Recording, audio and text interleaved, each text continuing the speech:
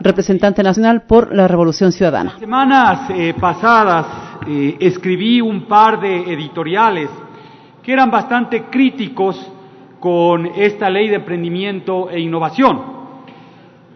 Uno de esos días, seguramente después de haber leído estos editoriales, el ponente de esta ley, el colega Esteban Albornoz, en los pasillos de la Asamblea me decía: ¿no tendrá algo de positiva esta ley? Y la verdad es que sí tiene muchas cosas positivas. La verdad es que sí apuntala una parte del proceso emprendedor.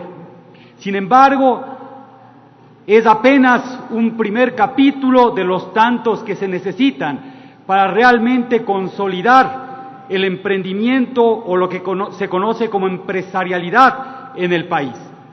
Efectivamente, ya muchos de los colegas han mencionado que el Ecuador es uno de los países con las más altas tasas de natalidad de emprendimientos, pero también es uno de los países con las mayores tasas de mortalidad de los mismos. La ley lo que está haciendo es facilitando la creación de nuevos emprendimientos, y eso está bien, eso es positivo.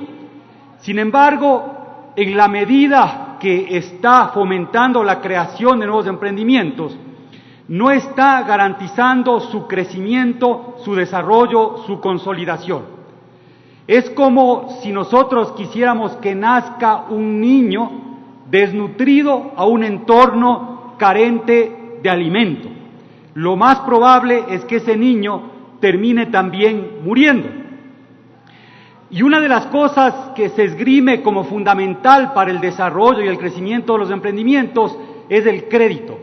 Se le da mucho énfasis a la posibilidad de acceso al crédito como que esa fuese la solución a los problemas de los emprendedores. También sí es parte de la solución a una problemática.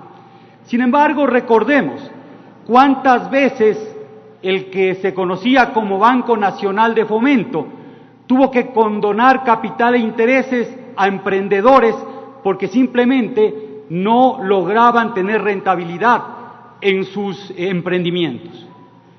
Pensemos cuántas veces la Corporación Financiera Nacional o en la Corporación Financiera Nacional muchos emprendedores terminaron como deudores, llegando incluso hasta la insolvencia. ¿El crédito es necesario? Sí es necesario, pero es un accesorio para que los emprendimientos puedan surgir. ¿Dónde está la base fundamental del éxito emprendedor? En la rentabilidad intrínseca del propio proyecto que plantea quien quiere iniciar una nueva actividad. Y esa rentabilidad depende de la posibilidad de tener adecuados ingresos y costos óptimos. Cuando hay rentabilidad, entonces aparece utilidad, y si aparece utilidad, entonces vale la pena financiar ese emprendimiento. Si no existe esa rentabilidad, por más créditos que le otorguemos, seguramente ese emprendedor terminará quebrando. Y entonces yo decía que este proyecto puede despertar muchas expectativas en cuanto a la creación de nuevas empresas, de nuevos emprendimientos en el Ecuador. Sin embargo, esas expectativas se pueden convertir en enormes frustraciones cuando no hayamos logrado controlar la alta tasa de mortalidad. ¿Qué es lo que le falta a este proyecto? A este proyecto le falta, por ejemplo, considerar que vivimos en una economía monopólica y oligopólica, que hay control del mercado, que se ejerce poder sobre el mercado. El 1% de las empresas más grandes en el Ecuador tienen más del 60% de los ingresos brutos. ¿Y esto cómo se traduce en limitar el emprendimiento? Por ejemplo, cuando un productor agrícola siembra productos orgánicos y quiere vender ya su producción, lo que normalmente sucede es que tenga que vender a los grandes mayoristas, incluidos los supermercados. cuando se entrega esa producción a los supermercados, generalmente casi todos las empresas del gran comercio toman ese producto a consignación y si no lo venden, lo devuelven ya podrido. ¿Qué posibilidades de éxito tiene ese emprendimiento agrícola? Prácticamente ninguna posibilidad de éxito. Es decir, si es que no rompemos con estas estructuras oligopólicas y monopólicas de los mercados, difícilmente vamos a crear un ecosistema sano para que se desarrollen los emprendimientos. Después, si hacemos un análisis de toda la teoría de la competitividad, lo que sabemos es que las nuevas iniciativas empresariales terminan teniendo éxito si logran una diferenciación del producto que le permita ingresar a determinados nichos de mercado, por ejemplo, o logran optimizar sus costos de tal manera que se conviertan en líderes en costos. Solo hay esas dos posibilidades. Y para que eso suceda, es necesario la inversión del Estado o el apoyo del Estado a los procesos de innovación. Si ustedes toman, colegas asambleístas, sus celulares, sus teléfonos inteligentes, ustedes abren Google Maps y Google Maps requiere de un GPS.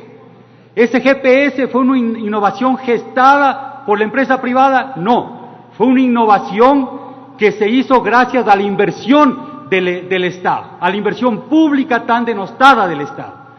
Si ustedes toman su iPhone y tratan de navegar, el Internet se inventó gracias a inversión pública del Estado y en principio tenía fines fundamentalmente asociados a la defensa.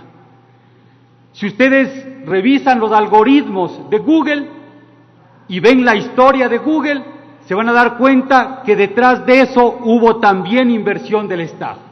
Es decir, si es que nosotros en un proyecto o en una ley de emprendimiento no asumimos como fundamental la inversión del Estado en ciencia, tecnología e innovación, la posibilidad de tener esas empresas que crecen, que florecen, que se insertan en la era del conocimiento no existe. Y lo que lograremos únicamente fomentando o facilitando la creación de emprendimientos es otra vez esos emprendimientos que nacen simplemente como un mecanismo de subsistencia o esos emprendimientos que terminan siendo excepcionalmente exitosos, porque el 90%, o sea, 9 de cada 10 emprendedores en el Ecuador termina quebrando. Si a uno de esos 9 le dimos crédito, en la práctica no estamos solucionando su problemática, no estamos logrando satisfacer la motivación que lo llevó a crear esa empresa, sino que probablemente después de esta aventura emprendedora termine con problemas mayores que al inicio. Entonces sí, esta ley tiene cosas positivas en cuanto a fomentar la natalidad de los emprendimientos. Pero esta ley también nos deja planteadas obligaciones de la Asamblea, obligaciones de escribir los capítulos que se le olvidaron a Albornoz y a Rom. Y esos capítulos tienen que ver con romper los monopolios, y para romper los monopolios económicos sí se necesita voluntad política. Para evitar que los bancos vayan absorbiendo a las cooperativas se necesita voluntad política. Para que le entreguemos recursos a instituciones como la CENESID, para que con las universidades y con el sector privado generen innovación, se necesita voluntad política. Probablemente en este periodo esa voluntad política esté ausente y probablemente este deba ser uno de los temas que se deban tratar en el año electoral 2021 y ojalá con una conformación distinta de la Asamblea Nacional podemos plantear estos grandes desafíos que sí resolverían los problemas de empleo adecuado, de alivio de la pobreza y de minimización de la desigualdad en el Ecuador. Muchas gracias, colegas asambleístas. Era la intervención del asambleísta nacional.